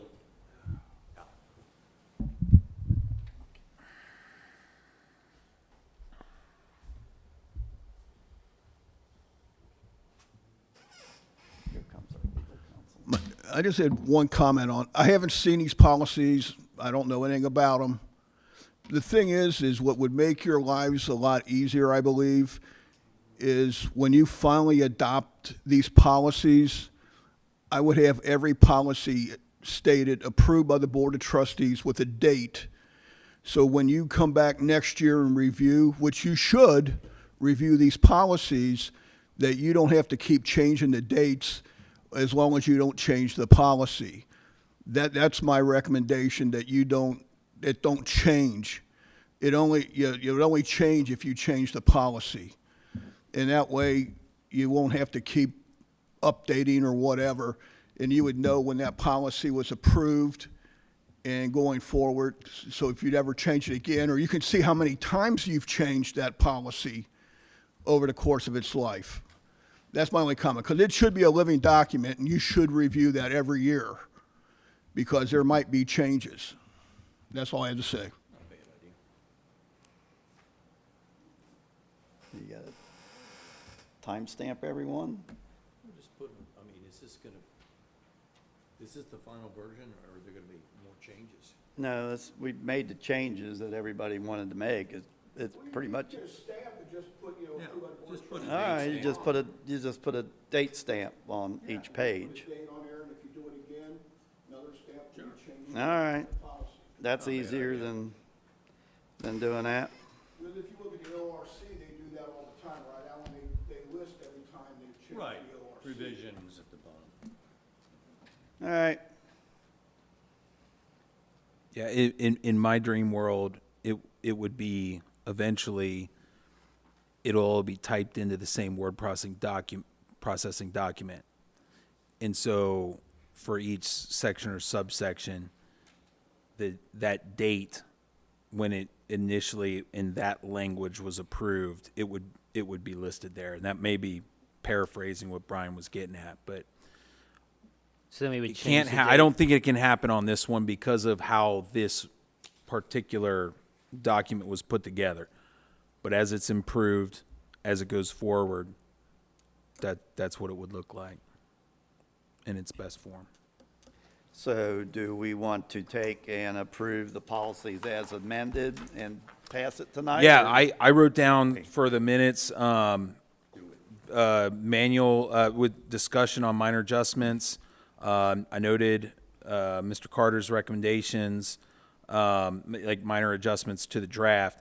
And so, yeah, you can make a motion to adopt resolution 725, which would approve an attachment of township policies, which would be reflective of what you've just discussed today, which include minor adjustments to the book that's in front of you.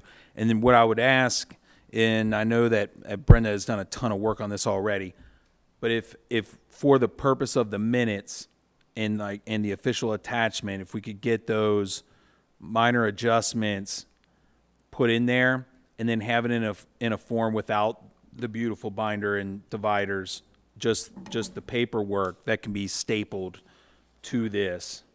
Yeah, absolutely. You can make that motion and you can adopt that resolution tonight as far as I'm concerned. Okay. Mr. Trent? It is 707-2025.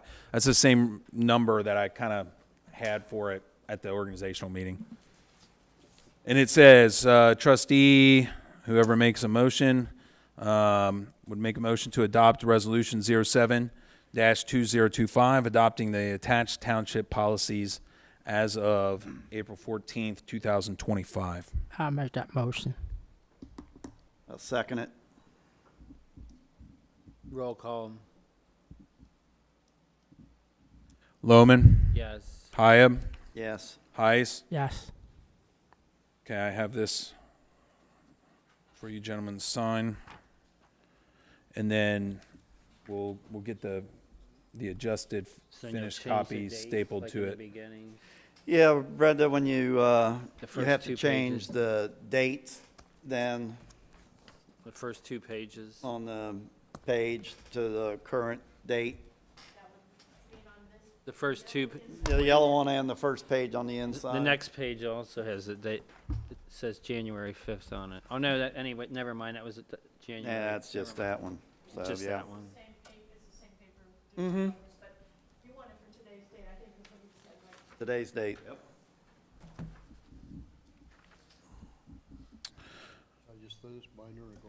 The next thing I have is proposed resolution 11-2025. That is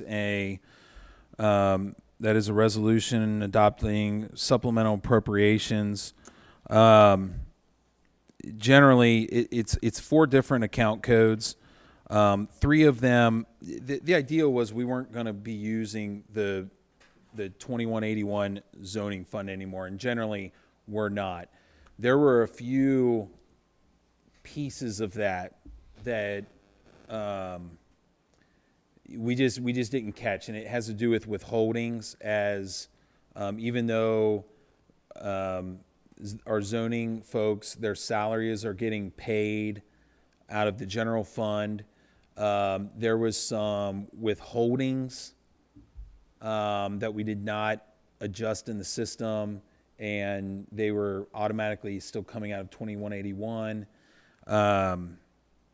That's kind of the short version of it. It's not a lot of money, but it ended up in there and in the appropriations. We need to adopt appropriations for 2181, 13211, an amount of $240, 2181, 13213, Medicare by $25, and 2181, 130, 349, other communications, printing, advertising by $500.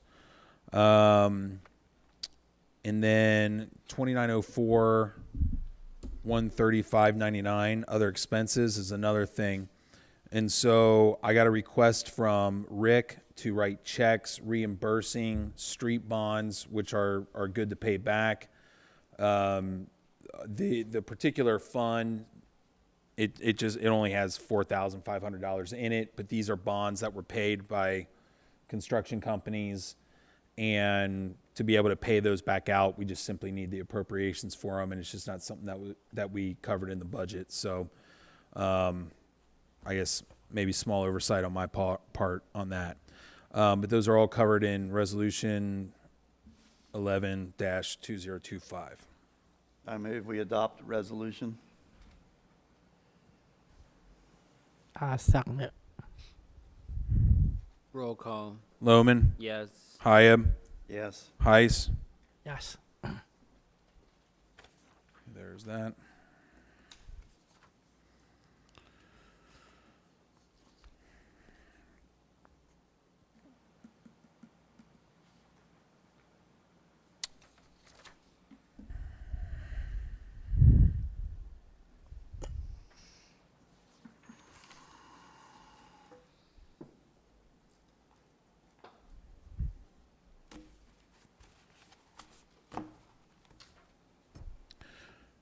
Thank you. The next thing is, this is going back to the long kind of saga of our previous audit that included proposed findings for recovery from the auditor.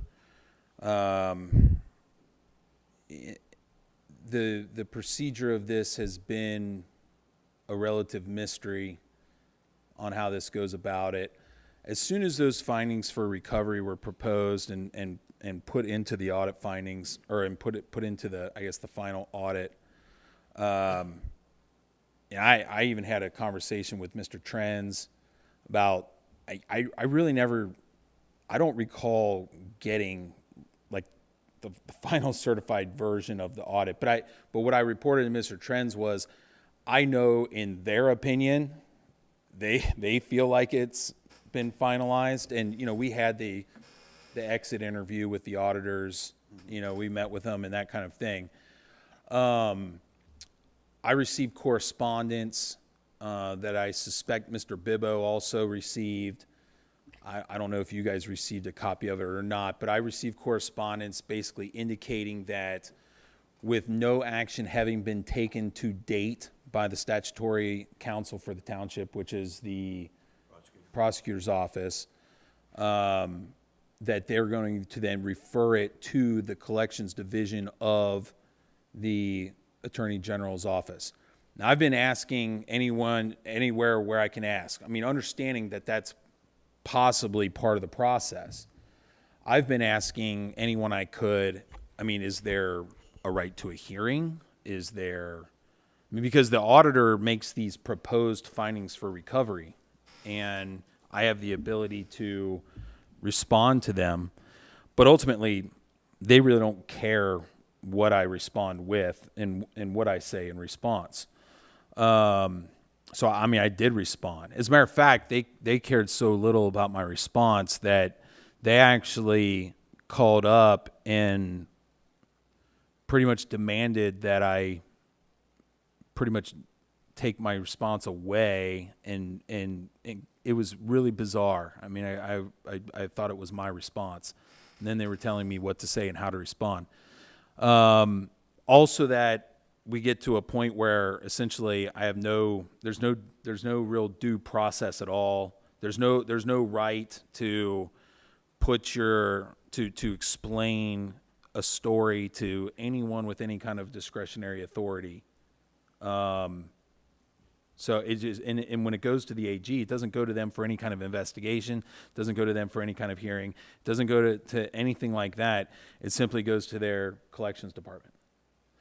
So when these findings for recovery were first proposed and made, immediately I was getting inquiries from the insurance companies that the performance bonds are with and such, about starting to make a claim. It's kind of like not all that different from you getting in a car wreck. If they hear about it from the other side, like they call you up, like, hey, let's get this started, let's get this going. And my take to them the whole time was, I don't think I did anything wrong. I think I did what I could, and I think we were, my office was dealt a pretty bad hand from the beginning, and so I explained that I felt like it was kind of a conflict because they're asking me when my name's on the finding whether the township is going to pursue this finding, and ultimately at the beginning I said talk to the trustees, talk to the trustees council, because I feel like, I don't know, I just felt like I was the wrong person to be asking that at this point, given the procedural posture that this apparently is in after receiving this correspondence. I'm just letting you guys know that I'm intending on starting that claims process.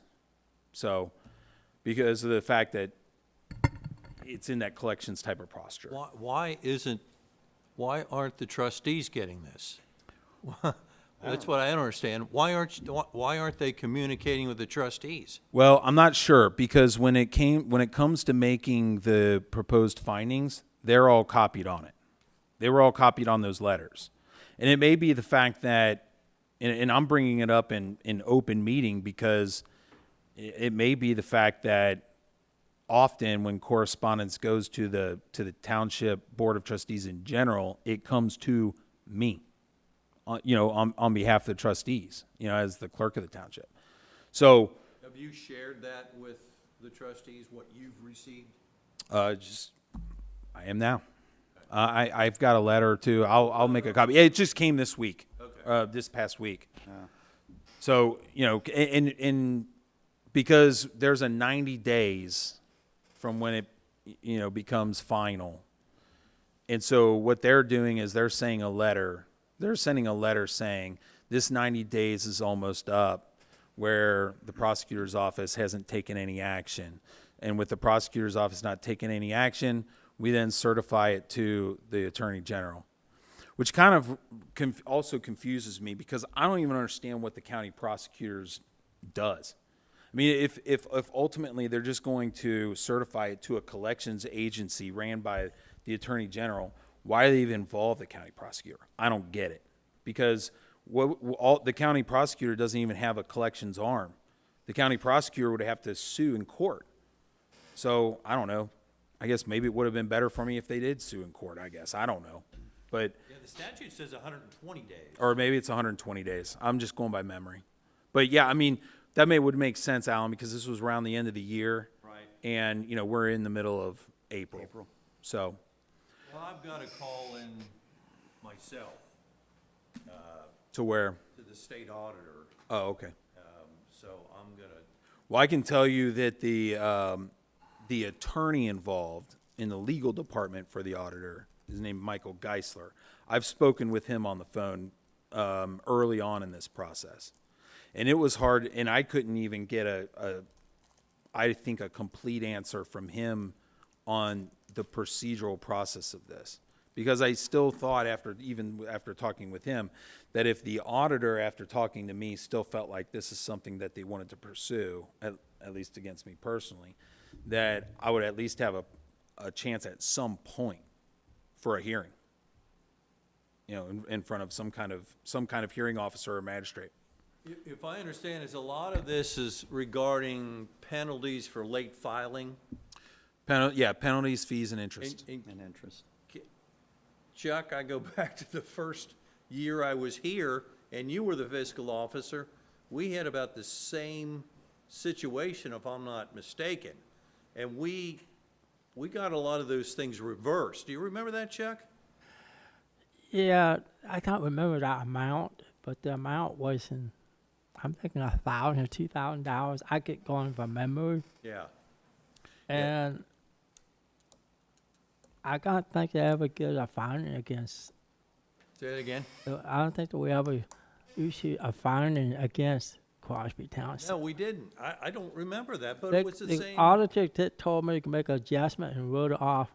And I think and adjustment on the with us being an open meeting, I mean, one thing I will say, any amount of actual taxes any obligations has been paid. Anything that I'm aware of. I mean, I want to make that sure that that is absolutely clear. What we're talking about is penalties of various types, fees and interest associated with them. As throughout my first term, we're just picking up the pieces and trying to clean up the mess from what I walked into. As it comes to certain, abilities of, to have grace with these agencies, and like you're talking about, what I found when I discussed this with these agencies is that the amount that we're talking about is a lot more than that, number one. And number two, they look at this entity independent of who is in office and who's working in that office. And quite frankly, by the time I got here, there's no grace left. I mean, they're just fed up and sick of it. So those kind of things were used up by my predecessors. The amount I had was from a previous official officer. At the time, I think it was clerk. Your predecessor. Yeah, but what happened was the official officer moved out of Crosby Township, and then they appointed a lady. She was like a part-time administrator or something for Crosby Township, and she did the book for like 3 months, and she was the, I think, financial director of Harrison, City of Harrison. So she had some accounting background, and she did it for 3 months, but she could basically pay the bills and get the payroll. But the person before that, she left because she left the township. And so it was a period where the bank statement wasn't balanced and with some differences. And basically the auditor told me to write off that difference. And there's no good finding from my memory. I don't have auditors like that, Chuck. They make a federal case out of like 50 cents. But I remember we got then interesting Congressman Steve Shabitz's office involved to get the IRS to make a decision on our request. I'll go back and I'll see if I can drum that up. But we got them involved, and I think it was for the, to reverse some of these interest and penalties that were involved back then. Yeah, I thought we might have got the penalty way, but we had to pay the interest. Maybe But not. I'm not the sure if penalties the- is probably what got. Yeah, I think it was Crosby Township. Yeah. And it was late payment of the payroll taxes. It was, yeah, it was. But Let me talk to I want to talk to the auditor myself and get a better understanding of this I process. got a file. Huh? There was a file in the Yeah, office at one time. I mean, it was a big file. I got a file too somewhere. And it took me a while to talk to different people. It took, I would say, a couple of years. Finally, I talked to somebody at IRS, got a hold of the person and helped Right, me it out. took so long to get them to respond, and we called the Because every time I Shabitz's call, office to Yeah. get them motivated. yeah, every time I call IRS, you call the number, you get one person, and next time you get this person and this person. And I know a friend of mine worked for IRS, and he told me he talked to this lady. And I dealt with this lady back and forth, and we basically got resolved, pay interest, but not the penalty. So, That's what they usually do. right. So I'll make a copy of that letter that I received this past week, and before I leave tonight, I'll give that to each of the trustees.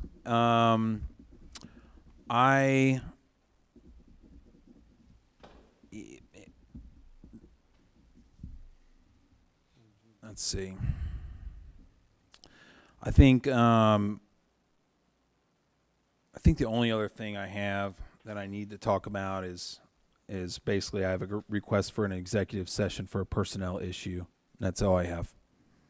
Do we need to make a motion to pay Bob May for his February and March bill. Suppose. I didn't put that on my, I had so many things I've been slammed with, talking to Jamie about. $1,900. Or you just pay it because it's approved out of the building fund?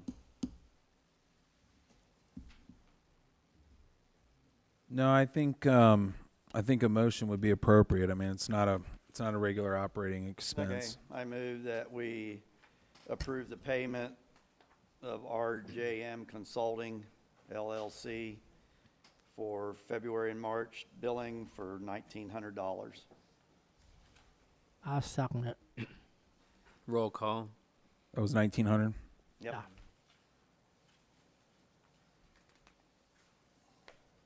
Lohman, Yes. Hyam, Yes. Heiss. Yes. I guess it for the 2 months, I guess.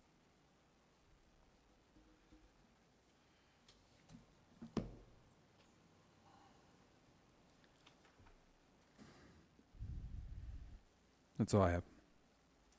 Until executive session. All right. Zoning rec.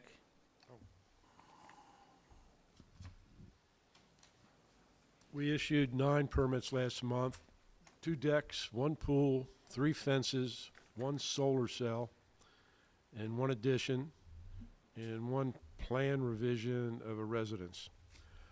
I'm also will be attending an online zoning seminar about the changes in Ohio zoning laws, which is, I think it's within this month.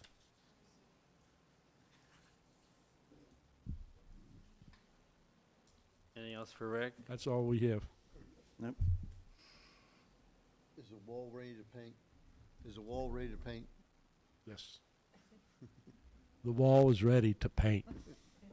Thanks for all the work you done on the wall, Rick. All right. Yeah, I appreciate Joe, all the help you did us on the wall. Now, if Jim can do an adequate job of painting it, then I'll accent your handiwork there. It'd be great, you know? What are you laughing at? They're just making eye contact, it's okay. It was nice of Rick pitching in, and he worked his butt off on it, so it was good. All right. Old business. I have none. Dennis. Old business, we need to form a records commission for the procedures and policy part that has the records. So it is customary to have the fiscal officer and a trustee and maybe one other person. That can be another trustee, or since we don't have a township administrator yet, that would be a prime person. But I need to fill out this form that has all the policy on section 2, the length of the I can't think of, I'm not thinking straight. All the stuff that we have to maintain on all the offices, the paperwork and stuff. So at this point in time, I would like to have Matt and myself be on the records commission so I can fill out the paperwork, and I gotta get this form sent in. It's form RC2 to the Ohio History Connection. It basically mirrors everything that is in section 2. And then they approve it or make recommendations, and the Alder of State also has to sign off on it. So since we got it approved now, I can get that filled out and get it sent in. So if we'd like to approve the Records Commission as offered, I'd appreciate it. You said me, you. Yeah, right now. if we want to make the township administrator, I don't recall the regulations. Do you need a third? not really. Okay. But I thought the township administrator would make the good third. What does the Records Commission do? Go over the records and make sure, Does it get rid of the old ones? yep, you can go through all the, Yeah, I think they determine what is a record, cross-referenced with the policy. and then maintain. Is the commission in charge of getting rid of the records no longer needed? Yeah. Yeah.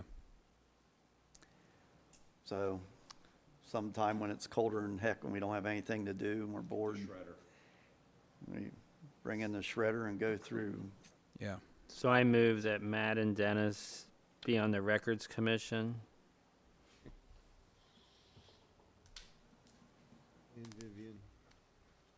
Unless somebody else wants to do it. I mean, Do you want to second that? Because Dennis Yeah, I probably second. shouldn't vote on it. I second it. Roll call. Lohman, Yes. Hyam, yeah. Heis. Yes. Also, the move that y'all had, job description, I presented at the township for the township administrator's position. Give you another month to review that and come back with any feedback. The timeline I think we should work with is put the ad out in October, hold interviews in November, and then have the person start the 1st of January, and then that way we can figure out our pay scale and put it into the budget that we do in December. So does that sound like a plan? There's money in the budget now. Well, I just figured starting at the 1st of the year would be a nice clean start. All right. So anyway, that's all the old business I have. So we got an idea what kind of salary you're looking for, full-time. I was looking part-time, and full-time is running anywhere from 100 to 150,000 for the type of township that we got, so part-time would be half that. They looking- Minus healthcare. I mean, you know what I'm saying? Like, it's more than just salary. If they're It's- full-time. Okay, well, If it's part-time, to you don't bring- have to pay, you need to bring you don't have to pay healthcare and all that. get figures so that, What I'm saying is I support the idea of part-time. okay. And you're looking for somebody with a bachelor degree. It's in the job description. Yeah, so. Well, Well, I know there are a couple other ones here, and one said he didn't require it, so. But the one with the check mark is the one you put together, is that right? yeah. Okay. If you want to make additions, we're up for discussion on this, Chuck. It's I just know, that I get one. you need to, Start somewhere. You getting your I know. resume fired up, Chuck? I get, one, no, what's the last one? The Dennis was a check If you mark wanna- is yours, so. yeah, the one on the top there. So if you Okay. want to take and add anything or delete anything, I didn't put any salary in it. So that's all up for discussion. So we need to move along on this. Okay. One thing I'll add to that discussion is in past months, one thing to consider. Dennis and I had talked about, if this type of employee were to be hired, where would we put an office for this type of person?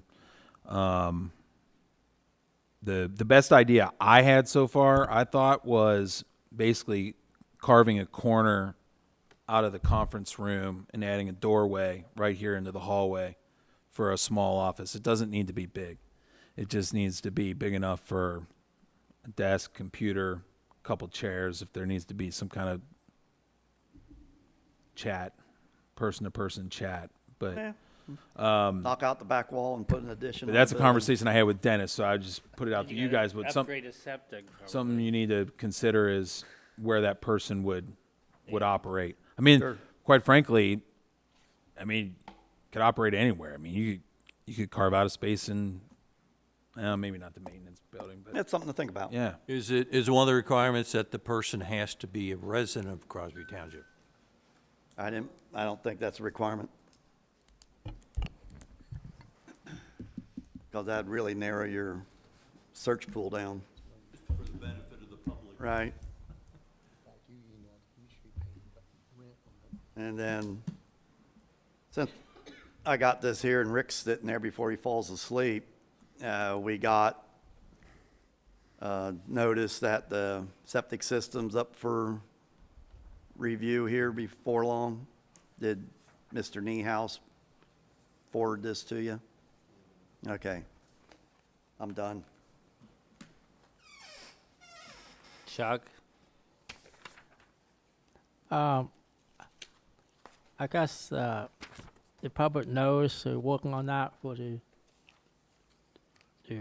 work to be done on the couple roads that you're working on that, I believe. Yeah, I'm gonna meet with Jim and Yeah. get the public notice put out. Okay. That's the only thing I have. Right. And then new business, the only thing I have is there's a Butler Rural Electric Cooperative 2025 Board of Trustee election. If you want me to, I'll do that and send it in. Sounds good to me. Yes. All Okay. right. That's all I got. I have no new business. Chuck, I got none. other concerns? I'd like an executive session if the trustees would be so inclined. That would include Mr. Trends. For the purposes of personnel.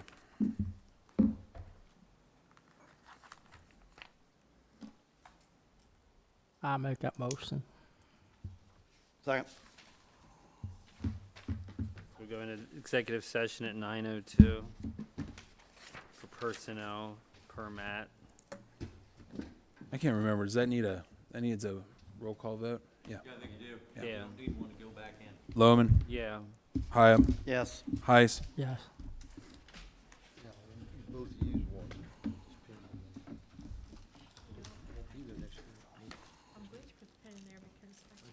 All right, let's do it.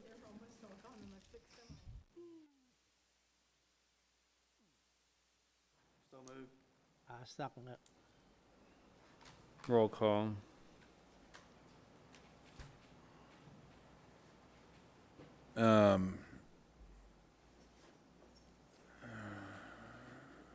Hold on.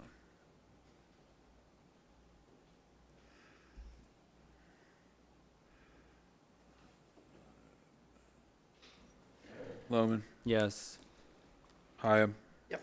Heiss. Yes. What time you got? 9:33. 3. Good night, everybody. Good night. Alan. Thanks. Good night. Okay.